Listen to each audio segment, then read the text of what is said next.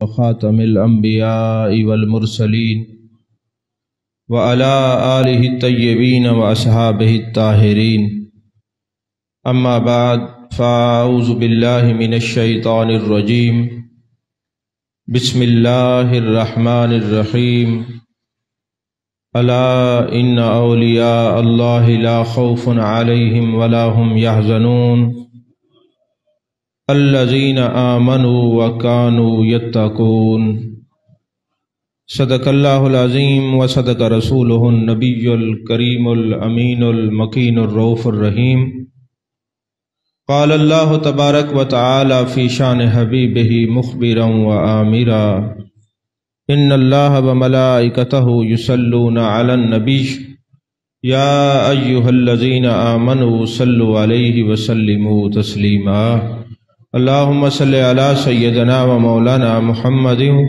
وعلى آل سيدنا ومولانا محمد وبارك وسلم وصل عليه الصلاة والسلام عليك يا رسول الله وعلى آلك وصحابك يا حبيب اللہ۔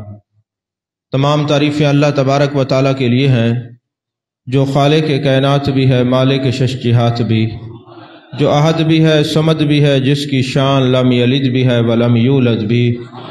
لا تعداد ہدیہ درود و سلام بارگاہ سید الانام، شفیع رحمت، والی امت، شاہ خوباں، جان جانا، شہنشاہ حسینہ، سید سروراں، سیاہ لا مکاں، تتمہ دوراں، سرخیل زہرہ جمالاں، رازدان ماؤہا، شاہد ماتغا، صاحب علم نشرہ، معصوم آمنہ، احمد مجتبہ حضرت محمد مصطفیٰ صلی اللہ علیہ وآلہ وصحبہ وبارک وسلم کی دربار ناز میں اپنی عقیدتوں، ارادتوں، محبتوں کا خراج پیش کرنے کے بعد،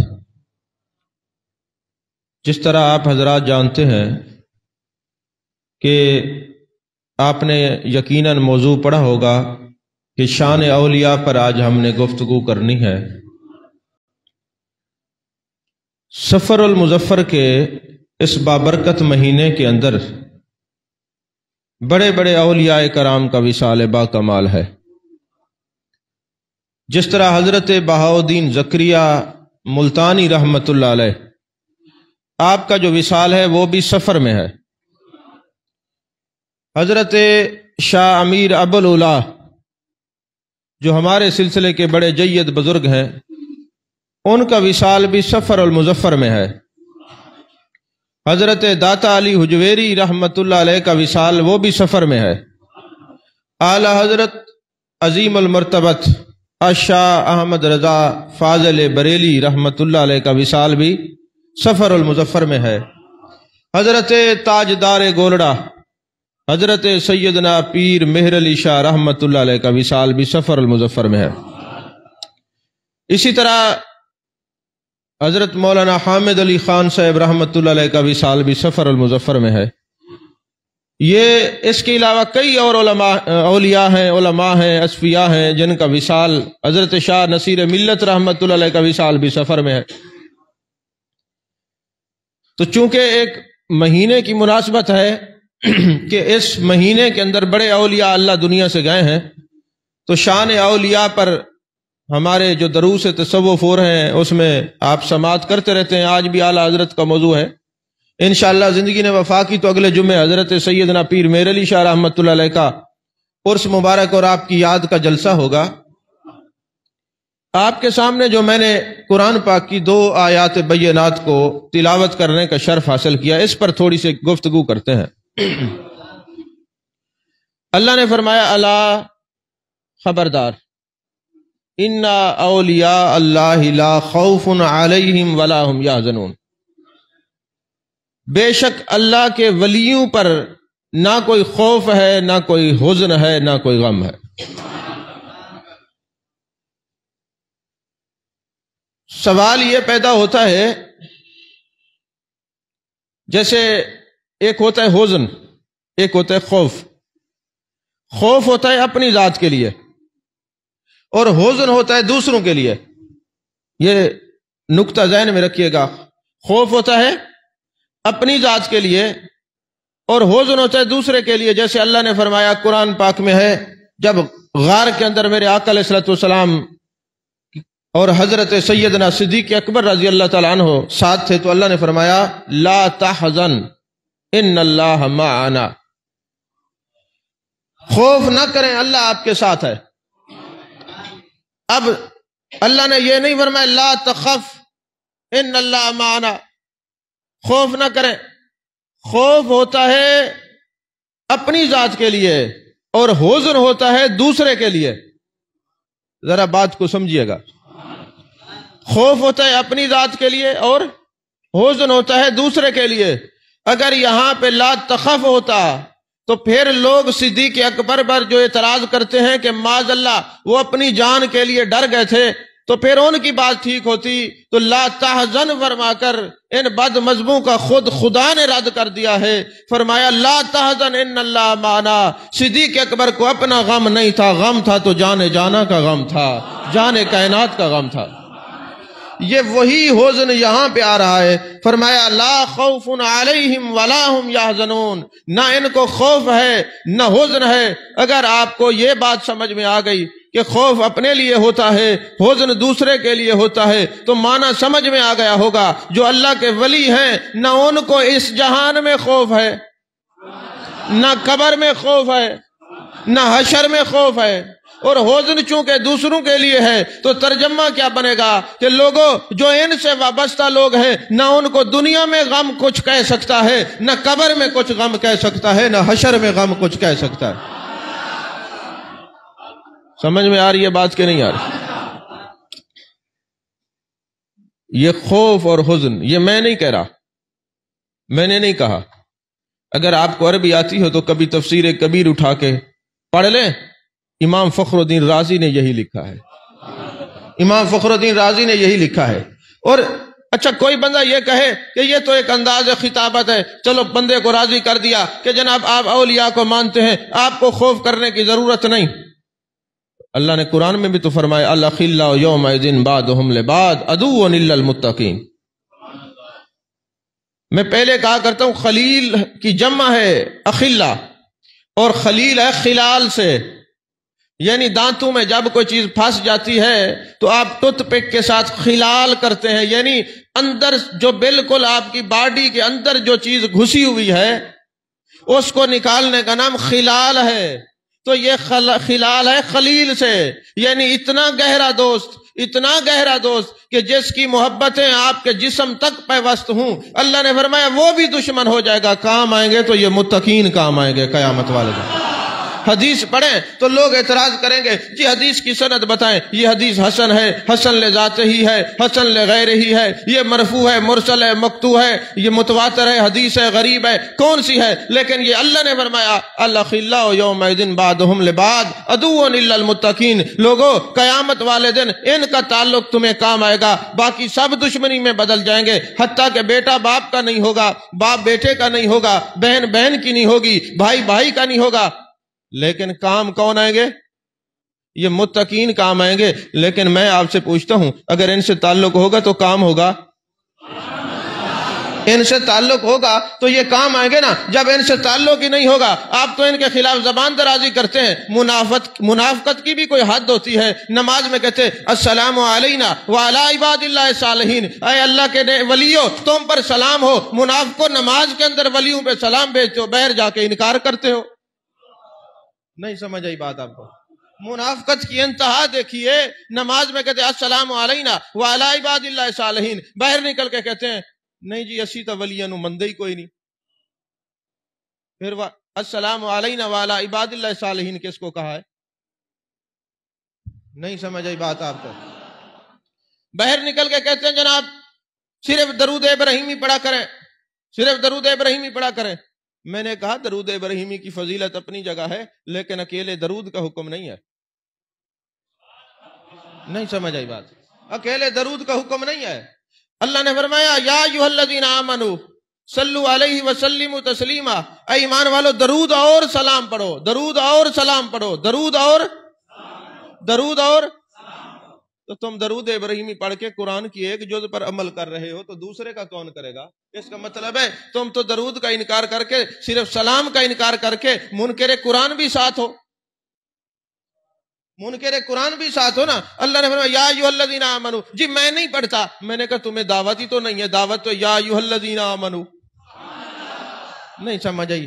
یا ایھا الذین آمنو صلوا علیہ وسلموا تسلیما، دعوت تو ایمان والوں کو ہے۔ اے ایمان والو تم بھی درود اور سلام پڑھو، اور تسلیمہ کا معنی کیا ہے؟ ذرا بڑے خشوع اور خضوع کے ساتھ سلام پڑھو۔ تسلیمہ کا معنی ہے بڑا اہتمام کے ساتھ سلام پڑھو، اس لیے تو ہم اہتمام کے ساتھ سلام پڑھتے ہیں، نہیں سمجھ آئی؟ اللہ اکبر کبیرہ۔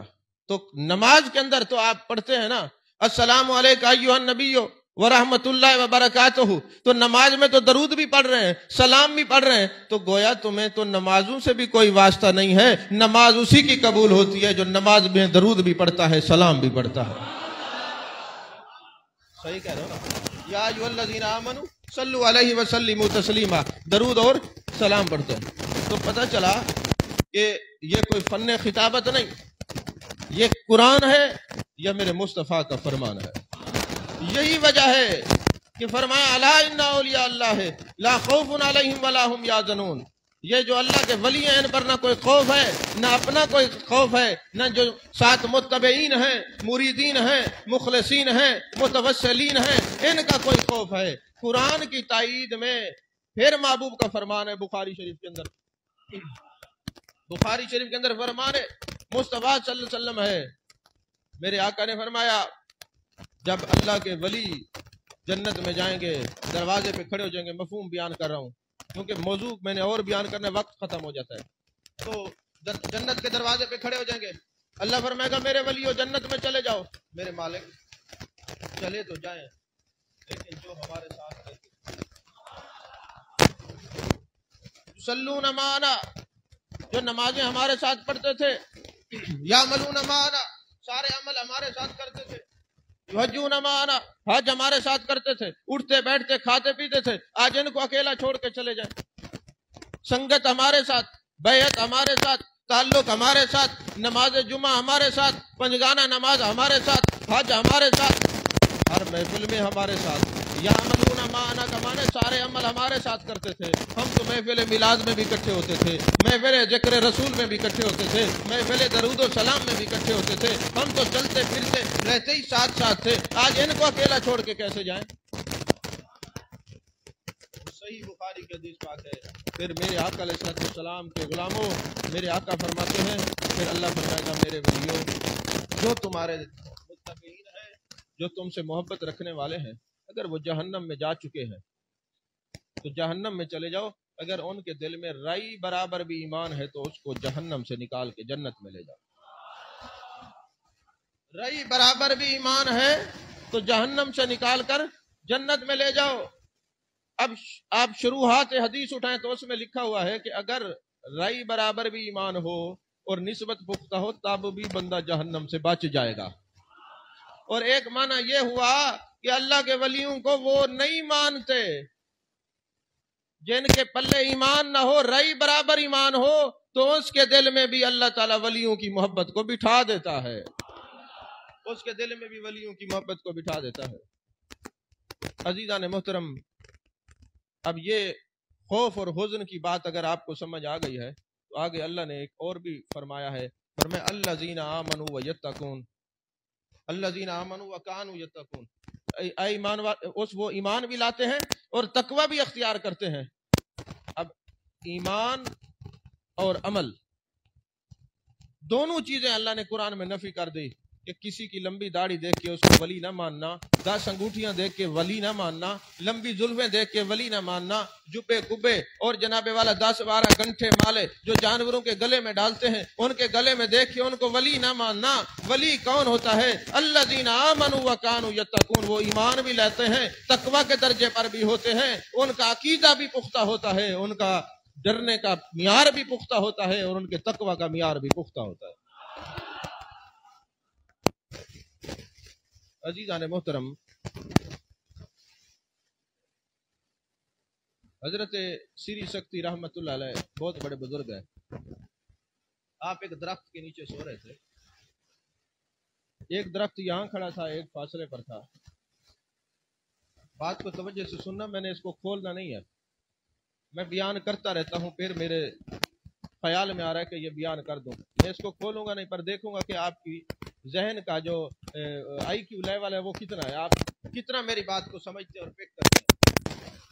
حضرت سری سکتی رحمت اللہ علیہ ایک درخت یہاں ہے، ایک سائڈ پہ ہے، درخت کے نیچے آرام کر رہے ہیں. ایک درخت دوسرے کو کہتا ہے یار دعا کرو یہ جو سری سکتی یہاں پہ سو رہا ہے نا یہ ہماری طرح ہو جائے. دوسرے نے کہا تمہاری طرح کیسے ہو جائے؟ کہا دیکھا نا ہم تو درخت ہیں، ہمارے سائے کے نیچے نیک آ جائے گناہگار آ جائے ہم سب کو سایہ پہنچاتے ہیں، کسی کو دھتکارتے نہیں، اپنے دروازے دھتکارتے نہیں. اور دوسری بات ہے جو ہمارے اوپر پھل لگتے ہیں، اگر کوئی اس کو روڑے مارے پتھر مارے تو ہم اس کو پھل دیتے ہیں بدلے میں، ہم بدلے میں پھل دیتے ہیں، کیونکہ ہم تو اس نبی کو ماننے والے ہیں جس نے طائف میں پتھر کھا کے بھی دعائیں دی ہیں. نہیں سمجھ آئی بات؟ پتھر کھا کے بھی دعائیں دی ہیں. پتہ چلا جو ظلم و ستم برداشت کر کے دعا دے وہ محبوب کی سنت پہ عمل کر رہا ہے، اور جو دل میں بغض رکھ لے اس کا تو حضور کی ذات سے سنت سے کوئی لینا دینا نہیں ہے نا. تو فرماتے ہیں کہ چونکہ ہمیں جو بھی پتھر مارتا ہے ہم پتھر کے بدلے اس کو پھل دیتے ہیں، لہذا ہماری یہ جو خوبی ہے اس کو بھی مل جائے. اچھا یہاں کسی کے ذہن میں ایک بات آ جائے، اعتراض کوئی ذہن میں آ جائے، یار عجیب بات ہے سری سکتی کو درختوں کی بولی کیسے سمجھ آ گئی؟ سبحان اللہ، آ سکتا ہے نا، کیسے بولی سمجھ آ گئی درختوں کی؟ تو میں آپ سے پوچھتا ہوں کہ کیا بخاری شریف کے اندر، صحیح بخاری کے اندر حدیث نہیں ہے صرف رفع الیدین کی حدیث تھوڑی ہے؟ تو آپ نے رکھی ہوئی ہے صرف وہ تھوڑی ہے، اور بھی ہے. حدیث قدسی اللہ فرماتا ہے کہ جب کوئی فارغ کے بعد کثرت نوافل اور ذکر کرتا ہے میں اس کی آنکھ بن جاتا ہوں، وہ نہیں دیکھتا میں دیکھتا ہوں، میں اس کے کان بن جاتا ہوں، وہ نہیں سنتا میں سنتا ہوں، میں اس کے ہاتھ بن جاتا ہوں، وہ نہیں پکڑتا میں پکڑتا ہوں. اب دیکھیے کہ جو اس درجے کا بندہ ہوگا تو کوئی بھی بولے گا تو سنے گا کہ نہیں سنے گا نا. حضرت سری سکتی اس درجے کے ہیں تو درخت کی بات کو سن رہے ہیں. اب آپ اٹھ کے بیٹھ گئے، آپ فرماتے ہیں بات تمہاری ٹھیک ہے، اللہ کرے تمہاری دعا میرے حق میں قبول ہو جائے، لیکن میں ایک چیز سے ڈرتا ہوں، بڑا مجھے پرابلم ہے، بڑا مسئلہ ہے. ڈر یہ ہے کہ درخت جب کٹ جاتے ہیں پھر وہ جلتے تو آگ میں ہیں، کوئلہ بنتے ہیں، کوئلے سے رات بنتے ہیں، رات پھر اڑا دی جاتی ہے، نام و نشان مٹ جاتا ہے. تو مجھے یہ ڈر لگتا ہے کہ کہیں میں بھی جلا نہ دیا جاؤں. اب درخت نے کہا سری سکتی آج ایک نہیں چلتا. اس وقت لینڈر کا زمانہ نہیں تھا، اس وقت اس طرح کی سیمنٹ میسر نہیں تھی، اس وقت کیا ہوتا تھا شتیر اور کڑیاں ہوتی تھی. آج بھی لوگوں کے گھر میں ہے کہ نہیں؟ کہا جس درخت کی جڑ مضبوط ہو اور وہ خود بھی مضبوط ہو اور ایک ہی در پہ کھڑا رہے، در بدر نہ ہو،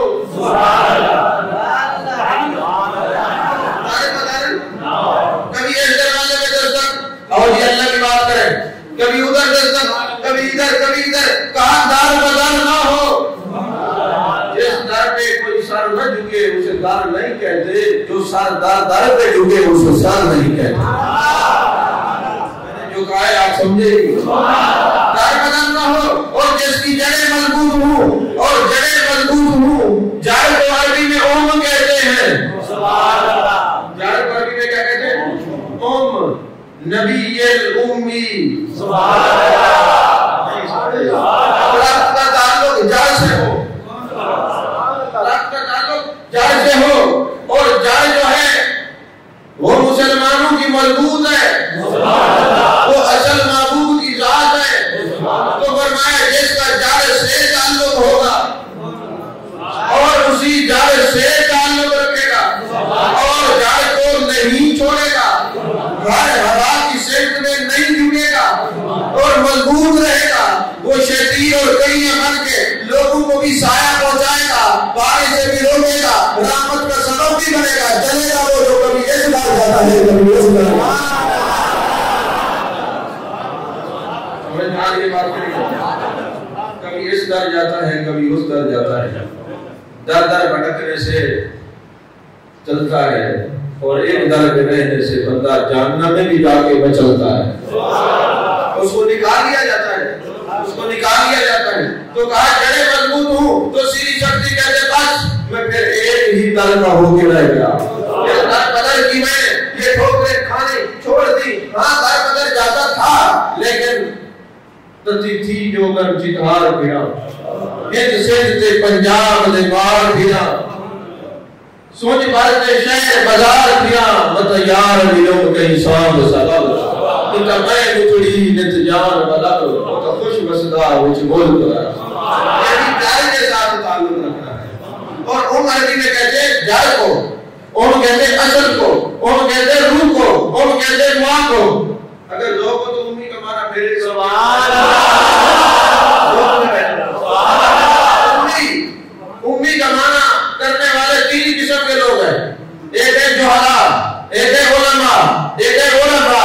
जुहला कहते हैं उम्मी का माना है अनपढ़, उलमा कहते हैं नहीं, उम्मी का माना है जिसको किसी इंसान ने ना पढ़ाया हो, जिसको खुद रहमान ने पढ़ाया हो, उसको उम्मी कहते हैं। अर्रहमान अल्लाह अल कुरान, जिसको खुद रहमान ने पढ़ाया हो उसको उम्मी कहते हैं। उम्मी का माना ये है जिसका ज़हनी उस्ताद ना हो, जिसका ज़हनी उस्ताद ना हो, जिसका ज़हनी उस्ताद ना हो, जिसका उस्ताद खुद रहमान हो, उसको उम्मी कहते हैं। और उम्मी कहते हैं ये कहा उलमा ने। अब सूफिया से पूछते हैं, सूफिया आप बताएं उम्मी का माना क्या है? कहा उम्मी कहते हैं जड़ को, उम कहते हैं रूह को, उम कहते हैं माँ को। जब अरबी वाले, जब अरबी जबान वाले माँ को बुलाते हैं कहते हैं या उम्मी, ऐ मेरी माँ। उम्मी उम्मी उम्मी किस लिए कहते हैं? कहा बात दरअसल ये है कभी कोई बच्चा कोई गलती करे तो बाप उसका डंडा उठा लेता है उसको मारने के लिए, तो माँ उसको अपने दुपट्टे के आंचल में छुपाती है, कभी इस तरफ छुपाती है कभी उस तरफ छुपाती है, इसको मारना पड़े। कहा नबी को नबी उम्मी कहते इसलिए है जब कयामत का दिन होगा अल्लाह तबारक व तआला आलम जलाल में होगा, मेरे आका गुलामों को कमली में कभी इस तरफ छुपाएंगे कभी इस तरफ छुपाएंगे।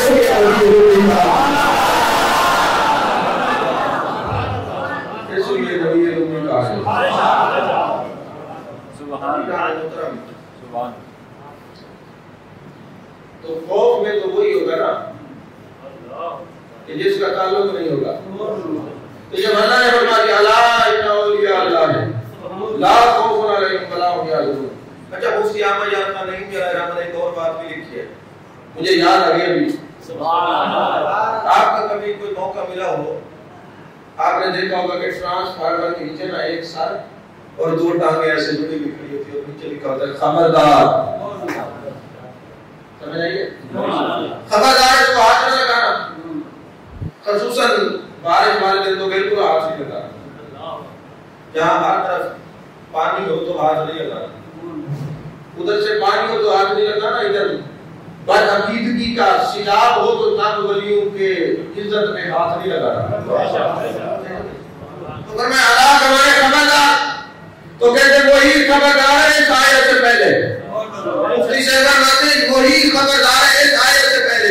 कहा बिजली के खंभे पे खबरदार लिखा होता है कि अगर तुमने खिलाफ तबीयत कोई काम किया और इसको हाथ लगाया तो तुम्हारी जान चली जाएगी, वलियों के बारे में बकवास की तो तुम्हारा ईमान चला जाएगा।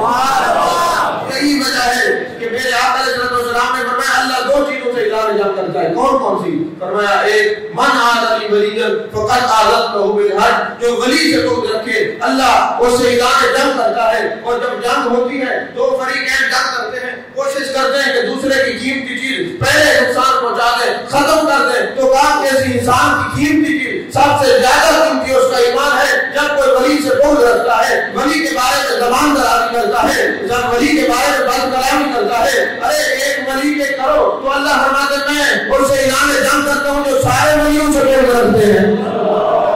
पता चला उनके पास ईमान की दौलत नहीं है, ईमान वाले वही है जो वलियों को मानने वाले हैं। समझ में आ रही बात?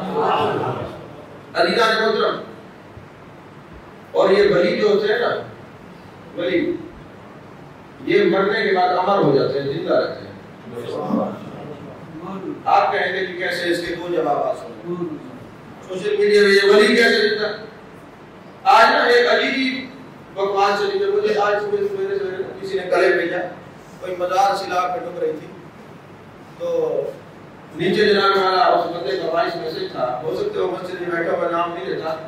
اس نے کہا حضرت مجھے ایک بندے نے کہا کہ جی سیلاب آیا ہے, ایک ولی کی مزار جو ہے وہ ڈوب گئی ہے. جو ولی اپنی مزار کی حفاظت نہیں کر سکا تو وہ ولی کیسے ہو سکتا ہے؟ تو جو اپنی مزار کی حفاظت نہیں کر سکا وہ ولی کیسے ہو سکتا ہے؟ لہذا ہم اس کو جواب نہیں دے پا سکے. میں نے کہا تمہارے لیے سب سے بڑی بے شرمی کی بات یہ ہے تم جواب اس لیے نہیں دے سکے کہ تم جواب دینے والوں کے پاس بیٹھتے ہی نہیں ہو. جواب دینے والوں کے پاس بیٹھتے نہیں ہو. اچھا جب کوئی اپنے گھر کی حفاظت نہ کر سکے تو کیا خیال ہے, وہ اپنی طاقت سے فارغ ہو جاتا ہے؟ تو مجھے بتائیں, میں طریق کے ساتھ آپ کو طریقے بھی بتا سکتا ہوں. جب سیلاب ہے تو خانہ کعبہ بھی ڈوب گیا, خانہ کعبے کی دیواریں منہدم ہو گئی. اس کے علاوہ یہ مساجد اللہ کے گھر ہے, تو یہ سیلاب میں بہ گئے تو پہلے تو پھر خدا کے اوپر تمہارا فتویٰ آتا ہے, پھر خدا کے دوستوں میں فتویٰ آئے گا نا. آپ کا عقیدہ بنایا, آپ کو جواب دیا, آپ بول ہی نہیں. سبحان اللہ. بتائیں مسجد کس کا ہے؟ اللہ کا. ڈوبی کے مسجد مساجد سیلاب میں ڈوبی کہ نہیں ڈوبی؟ اللہ نے اپنے گھر کی خود حفاظت کیوں نہیں کی؟ بے شک ہے نا. تو پتہ چلا ولیوں پر جو فتویٰ لگائیں گے, پہلے ولی اللہ جو کہتے ہیں, اللہ ولی ولی سبحان اللہ. تو جب تم ان پر فتویٰ لگاؤ گے فتویٰ ادھر جائے گا. جیسے ایک بندے نے مجھے کہا جناب آپ کہتے ہیں نبی پاک صلی اللہ علیہ وسلم بااختیار ہیں, اگر بااختیار ہیں تو جناب ابو طالب کو کلمہ کیوں نہیں پڑھا سکے؟ انہوں نے فرمایا کلمہ پڑھ لوں تو میں نہیں پڑھتا. تو جب انہوں نے کہا کہ میں نہیں پڑھتا, میں نے کہا بھائی ایمان ہے ابی طالب کے بارے میں اہل سنت کے 3 موقفات ہیں. ایک ان کے ایمان کا قائل ہے, ایک عدم ایمان کے قائل ہے, کوئی خاموشی کے قائل ہے. کیونکہ اس پر میں بات نہیں کرتا. جو ایمان کے قائل ہے وہ بھی جناب ابو طالب کہتے ہیں, گستاخی وہ بھی نہیں کرتے. سمجھ میں آ رہی ہے؟ یہ تو بات سے تب شروع ہوئی ہے کہ جاہل پیر نے سدرا کہا کہ جاہل پیر ہے, اس نے یہ کہا کہ جو ان کے ایمان کو ہمارے معاذ اللہ وہ حرامی ہے. تب سے یہ بات سے شروع ہوئی ہے. ورنہ اہل سنت کا اتنا خوبصورت مسئلہ ہے کہ یہ کسی کی بےعزتی کرتے ہی نہیں. سبحان اللہ. سبحان اللہ. تو یہ جو بات سے چلتی ہے نا, یہ اس وقت ہوتی ہے جب اعتراضات. تو انہوں نے کہا جناب ابو طالب کو حضور نے فرمایا کلمہ پڑھ, تو انہوں نے کلمہ نہیں پڑھا. اگر وہ بات کیا ہے تو چاچا کو کلمہ کیوں نہیں پڑھا سکے؟ میں نے کہا مجھے یہ بتاؤ کہ ایک شخصیت دوسرے کو کہو ایسا کرو اور اگلا نہ مانے تو میرا اختیار ختم ہو جاتا ہے, کہتے جی ختم ہو جاتا ہے. میں نے کہا پھر تو یہ فتویٰ اللہ پہ بھی لگتا ہے. اللہ نے فرمایا ابلیس کو کہ آدم کو سجدہ کر, اس نے کہا میں نہیں کرتا, آج تک نہیں کیا. تو پتہ چلا ایک بندہ کہے دوسرا نہ مانے تو اختیار ختم ہوتا ہے. تو پھر اللہ کے بارے میں بتاؤ, تمہارا ایمان ہوتا تو تم کچھ فتوے سے ٹلتے, ایمان ہے نہیں اس کی حالت پہ فتوے لگاتے.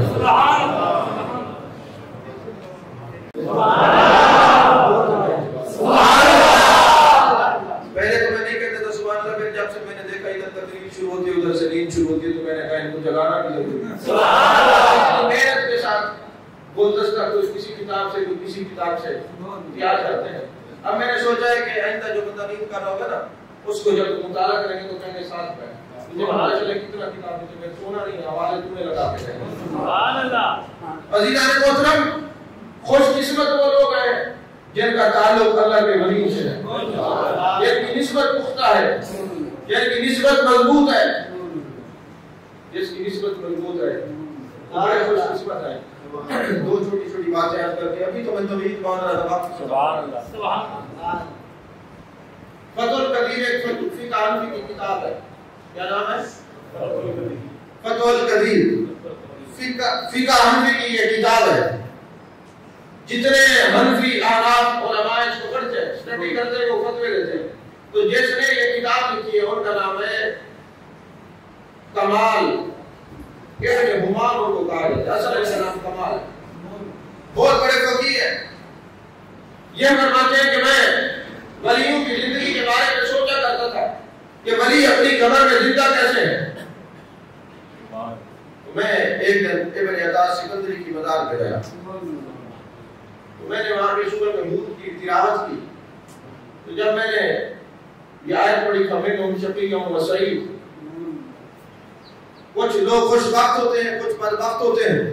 سورہ ہود کی میں نے یہ آیت جب پڑھی تو قبر سے آواز آئی، یا کمال لیس فینا شقی، اس پورے قبرستان میں کوئی ایک بھی بدبخت نہیں ہے، سارے خوش بخت ہیں۔ پھر مجھے مبارک لگا، پھر میں نے آیت پڑھی، پھر قبر سے آواز آئی، پھر آیت پڑھی، پھر قبر سے آواز آئی، پھر آیت پڑھی، پھر قبر سے آواز آئی، یا کمال لیس فینا شقی، یہاں پہ کوئی بدبخت نہیں ہے، یہ سارا قبرستان شہداء کا ہے، اشقیاء کا نہیں ہے۔ پھر ابن حمام نے کہا لوگوں میں وصیت کرتا ہوں میرے شگیردوں مجھے ابن عطا کے قدموں میں دفن کرنا، کیونکہ میں یہ چاہتا ہوں کہ قبر بھی اچھے لوگوں کے ساتھ، قبر بھی اچھے لوگوں کے ساتھ۔ ایک واقعہ نا اپنے اور برائے ساری کتابوں میں ہے، میں اپنا کیا بتاؤں آپ کو، جس حوالہ دیکھنا چاہے دکھا سکتا ہوں۔ زیادہ تر اس واقعے کو وقت پر فکر دیوبند کے علماء نے لکھا ہے، ان کے حکیم الاسلام طیب نقشبندی صاحب نے لکھا ہے، ثانوی صاحب کی کتابوں میں بھی یہ واقعہ لکھا ہوا ہے کہ ایک بندے کو نا ولی کی مزار کے ساتھ افطار کیا گیا، اس کے جو بیٹے تھے انہوں نے کہا یہ کیا ہوا، باپ ولیوں سے محبت رکھتا تھا اور بیٹے جو تھے وہ بغض والے تھے، اب انہوں نے کہا ہم اپنے باپ کی قبر کو کھود کے اس کو نکالتے، ولی کے دامن سے نکال کے دور قبرستان میں دفناتے ہیں۔ اب انہوں نے قبر کھودی تو باپ کی جب قبر نکالی تو باپ کے سینے کے اوپر 2 گلاب کے پھول رکھے ہوئے تھے، اور جب ولی کی مزار سے دور لے کے جاتے گئے وہ سانپ کی صورت اختیار کرتے رہے، جب دور گئے تو وہ گلاب کے پھول سانپ بن گئے، وہ بڑے پریشان ہوئے، تو آتے میں غیبی سے آواز آئی یہ جیسا بھی تھا یہ میرے ولی کے دامن میں سویا ہوا تھا، اپنے عذاب کو گلاب بنا کے سینے میں رکھ دیا ہے، ولیوں کے دامن پہ جب میری رحمت کی ہوا چلتی ہے جو ساتھ پڑے ہوتے ہیں ان پر کی ہوائیں آتی ہیں۔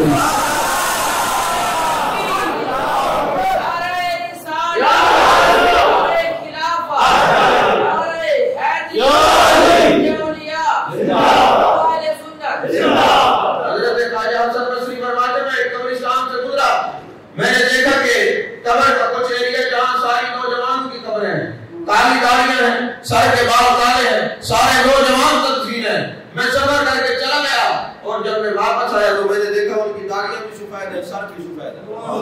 میں نے کہا قبرستان والوں جب میں یہاں سے گزرا تھا تم سب جوان تھے، اب تم یہ داڑیاں سفید سر سفید وجہ کیا ہے؟ انہوں نے کہا ایک بد مذہب، ایک گستاخ، ایک ولیوں کا منکر ہمارے ساتھ آیا تو جہنم میں اس پر ایک سانس پھینکا ہے جس کی وجہ سے ہمارا سر بھی سفید ہو گیا ہے، بال بھی سفید۔ یہی وجہ ہے کہ جو اللہ کے بندے دعا کرتے ہیں اللہ ہمارا اٹھنا بیٹھنا بھی نیکیوں کے ساتھ، ہماری قبر بھی نیکیوں کے ساتھ، یہی وجہ ہے۔ آپ کو پتہ ہے نا کہ ہمسایہ جب بھی کوئی مکان لے تو ہمسایہ دیکھ کے مکان لیں کہ ہمسایہ کیسا ہے، وہ قبر بھی دیکھ کے بنایا کریں کہ ہمسایہ کیسا ہے۔ عزیزان محترم ایک سوال کا جواب بھی ساتھ دیتا رہوں لگے ہاتھوں، بولیے آپ اللہ کے ولیوں کی مزار پہ چادر کیوں چڑھاتے ہیں؟ کیا ان کو سردی لگتی ہے؟ چادر کیوں چڑھاتے ہیں؟ سردی لگتی ہے؟ اچھا آپ لوگوں نے ہمارے آستانے کی لائبریری دیکھی ہے؟ بولیے نا، الحمدللہ کافی بڑی ہے۔ اچھا میں کہوں ملک صاحب آپ سپریم کورٹ کے وکیل ہیں، جلدی کریں بخاری شریف اٹھا کے لائیں۔ اب ملک صاحب جائیں گے جا کے دیکھیں گے صحیح بخاری، عمدۃ القاری، معاونۃ القاری، تحصیل القاری، ہے جی میں دیکھیں گے تو صحیح بخاری کی تو کافی ساری 20 سے زیادہ شبہات رکھی ہوئی۔ اب یہ واپس آئیں گے جناب آپ نے مجھے کہا ہے کہ بخاری شریف اٹھا کے لائیں، وہاں تو کافی بخاری شریف رکھی ہوئی ہے، کون سی اٹھا کے لانی ہے؟ بھائی آپ اتنا بڑے عالم ہیں، ہائی کوالیفائڈ ہے، آپ کو نہیں پتا؟ کہیں نہیں وہ بخاری شریف تو کافی رکھی ہوئی ہے، مجھے نہیں پتا کون سی اٹھانی ہے۔ اچھا میں کہوں اپنے کسی دوست کو یار تو ان پڑھ ہے، جا ہماری لائبریری سے قرآن اٹھا کے لا، وہ جائے گا فوراً ہی قرآن اٹھا کے لائے گا۔ پوچھا جائے گا کہ جناب آپ اندر گئے تھے، آپ کو پتہ کیسے چلا؟ یہ قرآن ہے، وہاں تو کتابوں کا ایک پورا جنگل ہے، تمہیں کیسے پتہ چلا یہ قرآن ہے؟ وہ کہے گا جناب بات یہ ہے، جب یہ گئے تھے ملک صاحب، انہوں نے دیکھا صحیح بخاری کافی رکھی ہوئی تھی، یہ پریشان ہوئے، یہ بھی بخاری، یہ بھی بخاری، یہ بھی صحیح بخاری، یہ بھی صحیح بخاری، کون سی اٹھاؤ؟ تو جب میں داخل ہوا میں نے ساری کتابوں پہ نظر دوڑائی، ایک کتاب کے اوپر غلاف چڑھا ہوا تھا، میں نے کہا ہے تو یہ بھی کتاب ہے، یہ بھی کتاب، مگر کتابوں سے افضل ہے، نہیں سمجھے؟ اتنی بخیلی اچھی نہیں ہوتی، مگر ہے یہ کتاب، مگر اس پہ غلاف چڑھا ہوا ہے، میں نے کہا یہ کتابوں میں کتاب اعظم یہی ہو سکتی ہے، اس کے اوپر یہ غلاف چڑھا ہوا ہے، یہ ساری مساجد اللہ کا گھر، مگر بیت اللہ بھی اللہ کا گھر، یہ بھی گھر وہ بھی گھر، ادھر غلاف بتا ہے وہ بھی گھر یہ بھی گھر، یہ سارے گھروں سے افضل ہے، اس لیے اس میں غلاف ہے، یہ بھی کتاب وہ بھی کتاب، یہ کتابوں سے افضل ہے، اس لیے اس میں غلاف ہے۔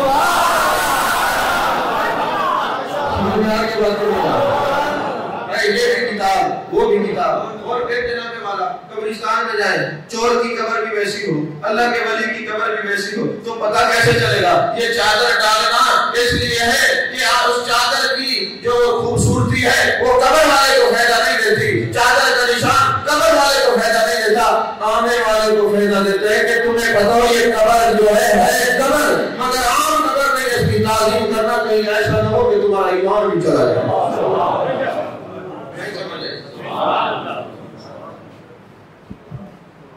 زمانے طالب علمی میں نا چھوٹی سی ایک بنائی ہوئی تھی لائبریری، ایک دن قرآن پاک کی تلاوت کی، اس کے اوپر غلاف نہیں چڑھایا، قرآن پاک جو ہے نا رکھ دیا، ایک دوست آیا اس کے ہاتھ صاف نہیں تھے، اس نے آ کے جیسے قرآن اٹھایا دیکھا تو ڈر گیا، اس نے کہا جناب آپ نے آج قرآن کے اوپر غلاف نہیں چڑھایا، میرے ہاتھ پاک نہیں تھے، میں تو ڈر گیا، میں فوراً کتاب رکھ کے چھوڑ کے چلا گیا، مسئلہ حل ہو گیا، جو یہ چادر ہے یہ محبت والوں کو بتاتی ہے، یہ عام قبر نہیں ہے، اور ناپاک ہاتھوں کو اور نظروں کو دور کرتی ہے، ادھر نہ آنا،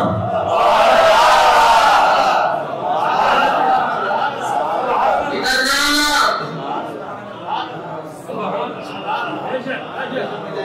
ادھر نہ آنا۔ اس سردی لگتی ہے، میں کہتی بات کیا کہ تمہارے معنی جاننا میں جب اوپر سے نیلون کی چادر ہوگی تو چلیں گے تو اور نقصان ہو جائے گا، تو جو ہمارے لوگ جنت میں جاتے ہیں فضا سے ہوا سے اس وقت واقف نہیں ہوتے، ٹھنڈک لگتی ہے، ہم چادر چڑھا دیتے ہیں تاکہ ضرورت نہ ہو۔ سبحان تمہارا اللہ کی جواب کی سمجھ میں آ رہی ہے بات؟ یہ چادر چڑھانے کی یاد رکھنا قبر والے کو ضرورت نہیں ہے، بیت اللہ کو غلاف کی ضرورت نہیں ہے۔ کوئی مجھے یہ بتائیں آپ یہ غلاف کو بیت اللہ پہ چڑھایا جاتا ہے کون سی حدیث ہے؟ قرآن پاک کی کون سی آیت ہے؟ وہ جی کعبہ کے تعظیم کے لیے چڑھاتی ہے۔ میں نے کہا کعبے پہ ہاتھ رکھ کے جانے جانا نے جانے کائنات نے مصطفیٰ جانے رحمت نے فرمایا تھا بیت اللہ تیری بڑی عزت ہے، بڑی تیری شان ہے، مگر یاد رکھ مومن کی عزت اللہ کی نظر میں تو اس سے 70 گنا زیادہ ہے۔ کعبے کے اوپر غلاف جل سکتا ہے تو جس مومن کی شان اس سے بھی زیادہ معلوم ہے، 70 گنا ہی کافی فرمائی ہے، اس پہ چادر نہیں چڑھا سکتے، کیوں نہیں چڑھا سکتے؟ تو پتہ چلا یہ آنے والے کے لیے بتایا جاتا ہے، پاک ہے جو عدم سے آپ قریب ہے تو چادر دے کے ہٹ جائے کوئی عام خبر ہے۔